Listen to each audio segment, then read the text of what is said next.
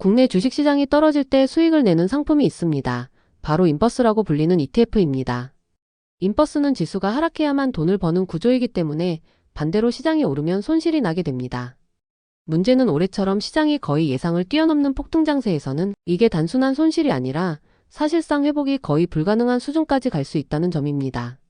올해 코스피의 저점은 2300포인트였고 시장은 4200포인트까지 올랐다가 조정을 받고 있습니다.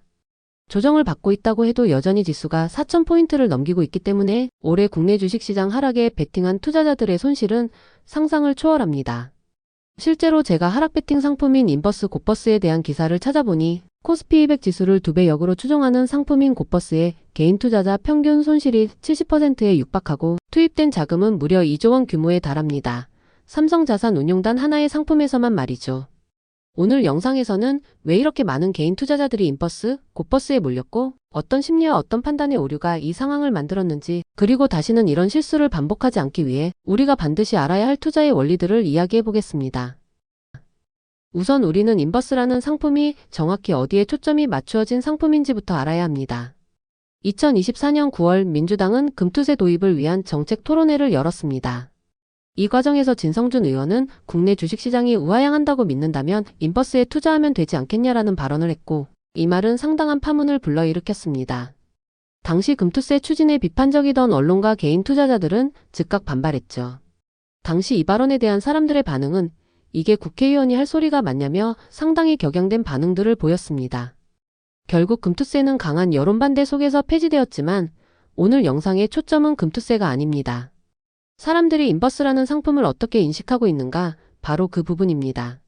많은 분들이 인버스를 나라가 망하는데 베팅하는 상품 정도로 오해하고 있고, 이 인식은 그 이전에도 지금 이 순간에도 그대로 이어지고 있습니다. 사람들은 뉴스에서 경제 어렵다, 경기 침체다라는 이야기를 들으면 자연스럽게 인버스를 떠올립니다. 큰 틀에서는 이해할 수 있는 반응이지만 이 생각에는 치명적인 결함이 있습니다. 그 이유를 설명하기 전에 올해 있었던 또 하나의 사례를 먼저 말씀드리겠습니다. 여러분도 유튜브를 보다 보면 투자에 대해 긍정적인 쪽과 부정적인 쪽이 극명하게 나뉜다는 걸 느끼실 겁니다. 특히 주식시장에 대해 항상 비관적인 전망을 내놓는 유튜버들이 있죠. 그중 한 유튜버는 지방의 한 공단에서 중소기업을 운영하는 사장과의 전화 인터뷰를 영상으로 만들었습니다. 현재 한국 경제는 매우 어렵다. 특히 지방의 중소기업들은 버티기 힘들다. 우리 회사도 지금 매우 심각한 상황이다.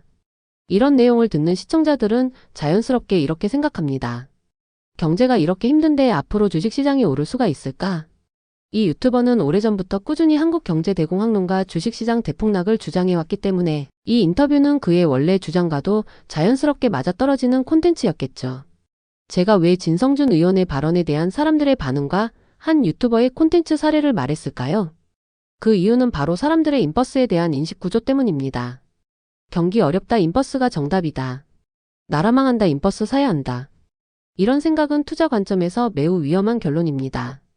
왜냐하면 이 판단은 인버스가 실제 무엇을 추종하는지를 완전히 오해하고 있기 때문입니다.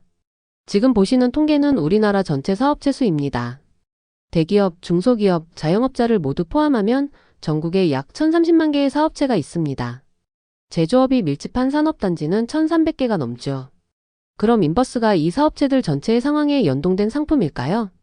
지방의 자영업자 상황이나 공단 중소기업의 어려움이 그대로 반영되는 투자 상품일까요? 전혀 아닙니다. 우리가 인버스라고 부르는 상품은 코스피 200, 즉 한국을 대표하는 200개 대기업의 주가 흐름을 역추종하는 ETF입니다. 그리고 이 중에서도 지수의 방향을 결정하는 핵심은 삼성전자와 SK하이닉스 같은 초대형 기업들의 실적과 주가입니다. 즉 지방 공단 중소기업이 어렵다는 이유로 인버스에 투자하는 건 지방의 부동산 상황이 좋지 않으니 서울의 강남 아파트에 하락 베팅을 하는 것과 같습니다. 같은 나라 안에 있지만 완전히 다른 시장이고 가격이 움직이는 메커니즘도 다르기 때문입니다.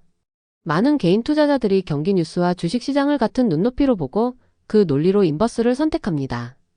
하지만 인버스가 추종하는 대상은 일반인들이 생각하는 한국 경제 전체가 아니라 극히 일부의 최상위 대기업 주가입니다. 코스피 상장사들의 전체 숫자도 1000종목은 됩니다. 나머지 800여 개의 상장기업들과도 코스피 200 지수의 대기업들은 완전히 다른 세상의 얘기인 거죠.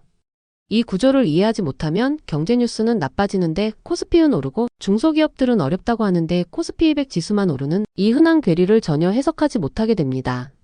그리고 결국 올해처럼 강한 상승장이 나오면 이후에는 인버스, 곧버스 투자자들에게 회복 불능에 가까운 손실로 이어지게 됩니다. 주식 투자에 대해 부정적인 쪽 이런 유튜버들이 아무리 지방 중소기업들이 어려워도 인버스는 이런 구조로 흘러가는 상품이기 때문에 투자 결정은 조심해야 한다는 조언을 시청자들에게 할리는 만무하죠. 그렇다면 인버스나 곧버스에 투자를 하게 되면 사람의 정신이나 심리에는 어떤 변화가 일어날까요? 이 부분은 투자 경험이 없는 분들도 이해할 수 있도록 차근차근 설명드리겠습니다. 우선 인버스 투자자는 전체 투자자들 중에서도 아주 소수의 포지션입니다. 이들에게는 시장을 긍정적으로 바라보며 매수하는 대부분의 개인 투자자들 뿐 아니라 기관, 외국인, 심지어 알고리즘 프로그램 매매까지 모두 적측으로 보이기 시작합니다. 즉 싸움이 시작되기도 전에 전장의 지형 자체가 불리한 위치에 서 있는 겁니다. 우리 편은 10,000명도 안 되는데 상대는 10만, 20만 대군이 몰려오는 전투를 앞둔 병사의 모습을 상상해 보세요. 이런 자각을 하지 않은 상태에서 인버스에 들어간다면 전쟁을 하는데 우리 편이 몇 명인지 상대 적군은 몇 명인지 내가 가장 앞에 서서 싸우러 돌진하는 건지 그나마 후방에 있는 건지 아무것도 자각하지 않은 채로 그냥 전투에 나서는 병사와 같은 모습인 겁니다. 그런 상태에서 시장이 상승하고 손실이 누적되면 사람의 정신은 급격히 피폐해집니다. 제가 예전에 본 글에서는 인버스 투자자들의 심리를 자의식 과잉의 결과라고 표현한 것을 봤는데 이게 일정 부분은 맞는 말이라고 생각합니다. 왜냐하면 대부분의 투자자는 인버스라는 상품 자체를 떠올리지도 않기 때문이죠. 싼 가격에 사서 비싸질 때 판다라는 가장 기본적인 투자 원리를 따르려 하며 하락장을 정확히 맞추기 어렵다는 것도 알고 있기 때문입니다. 그래서 인버스는 어디까지나 일부 노련한 투자자들이 리스크 관리용으로 약간 섞는 보험 포지션입니다. 인버스가 계좌의 메인 포지션이 되는 경우는 거의 없습니다. 하지만 일반 개인이 인버스를 메인 포지션으로 선택했다면 그 마음속 깊은 곳에는 나는 남들과 다르다, 나는 더 똑똑하다라는 자의식 과잉이 자리 잡고 있을 것으로 추측됩니다. 이 판단은 투자 실력이 아닌 자신감의 부산물일 가능성이 높습니다. 여기서 영화 빅쇼트의 사례를 살펴보죠.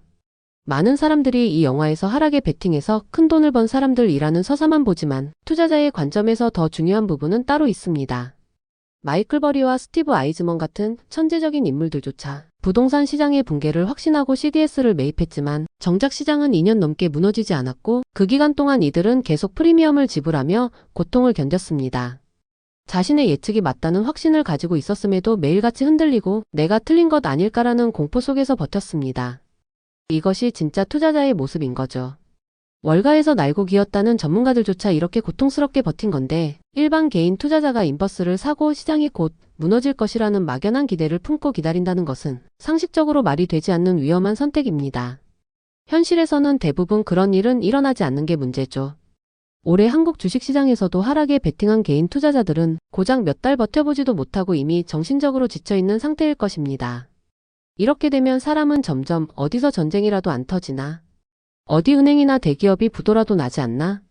어디서 사람들이 대량으로 죽거나 대지진, 자연재해라도 발생하지 않나 망상하는 단계까지 빠지게 됩니다. 이게 바로 인버스나 곧버스가 사람에게 해로운 투자 방식이라는 이유입니다.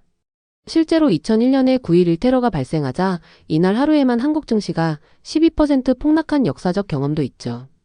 이 상품은 단순히 돈을 잃는 위험만 있는 것이 아니라 사람의 정신과 심리까지 무너뜨리는 구조적 특성을 가지고 있고 이 점을 먼저 이해하지 못하면 투자 판단 자체가 왜곡되어 버리는 결과를 만들죠. 오늘 제 영상을 본 분들은 꼭 아시길 바랍니다. 인버스는 단순히 한국이 망한다에 베팅하는 상품이 아니라는 점, 또 이건 잘못 선택하면 돈보다 자기 자신이 무너지는 투자 선택이라는 점, 이런 내용들이 여러분의 투자 판단의 작은 기준점이 되길 바랍니다.